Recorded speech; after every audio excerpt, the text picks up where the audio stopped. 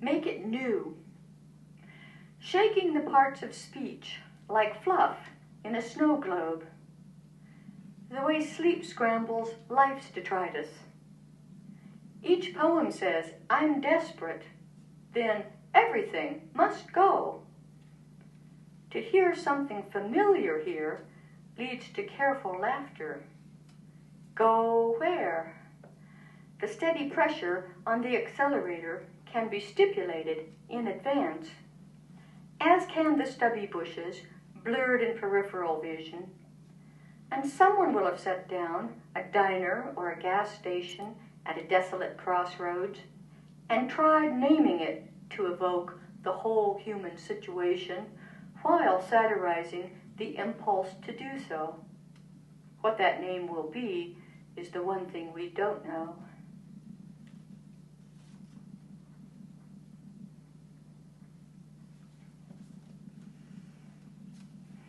This is the poem that appears, at least in part, on the poster advertising the reading. Ins and outs.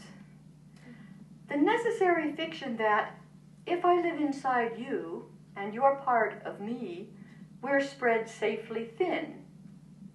Gauzy. Are you defiantly frilly, evasively frilly, forgetfully frilly? You're brilliantly ragged in this aquarium light, in your getting somewhere costume, your red ins and outs rippling, for the meanwhile, in the time being.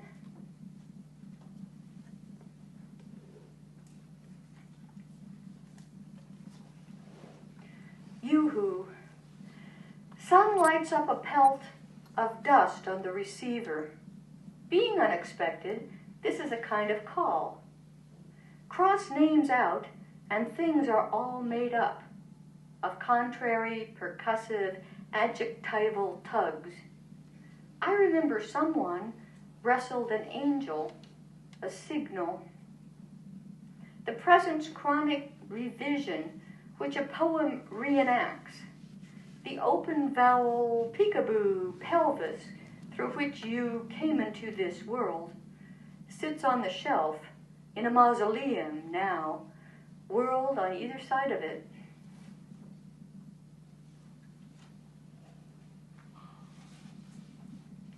Next life.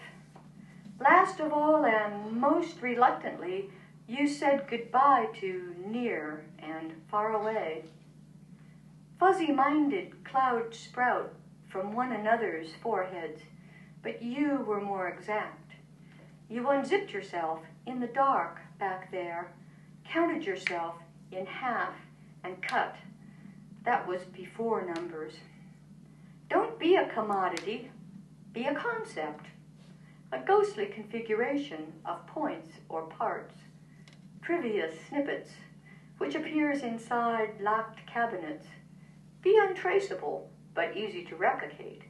Be relative, be twice as far and halfway back. Okay, now I'm going to read some poems from a newer manuscript called Versed that's supposed to be coming out in 2009. I'll start with the title poem. First, the self-monitoring function of each cell, writ large, personified, a person. The issues of the day are mulled steadily by surrogates. Metaphor forms a crust beneath which the crevasse of each experience, traversed by robotic surveyors. Mother yells, "Good job," when he drops the stick. Good job when he walks in her direction.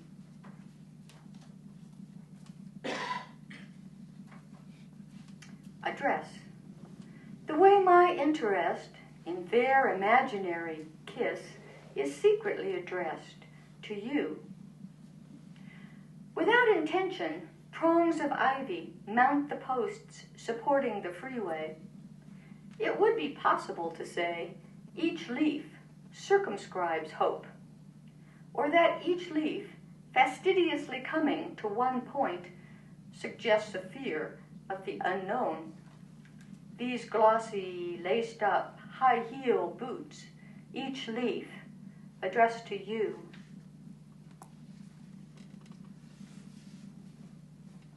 Operations. This child fights cancer with the help of her celebrity fan club. Says, now I know how hard it is to be a movie star. Hey, my avatar is not working. This small hawk on a wire above tangled flowers. Speech too was thought to be inhabited by a god. Then hunger invented light.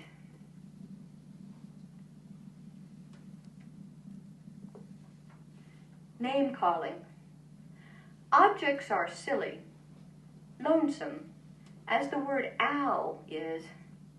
Could we grant them a quorum? Dense with the shiny glossolalia of the leaves, the resilience of open-ended questions? Bud-nipped, what the pudendum attempts to pinch off, tries repeatedly what comes to be called pleasure.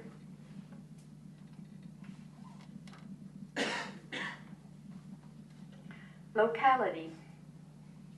Is it nummy? Yeah, huh? Songs as empathy evacuation engines. It's not that I wish to pledge slavish devotion, as the singer seems to do. It's not that I want to be the object of such attention, but I'll listen to this song again and again. Where you put them, did you, for instance, those window bars reflected in sunglasses upside down between remotes? Wires dip obligingly between blanched poles, slightly askew. Any statement I issue, if particular enough, will prove I was here. Scumble. What if I were turned on by seemingly innocent words such as scumble, pinky, or extrapolate? What if I maneuvered conversation in the hope that others would pronounce these words? Perhaps the excitement would come from the way the other person touched them lightly and carelessly with his tongue. What if of were such a hot button? Scumble of bushes. What if there were a hidden pleasure in calling one thing by another's name?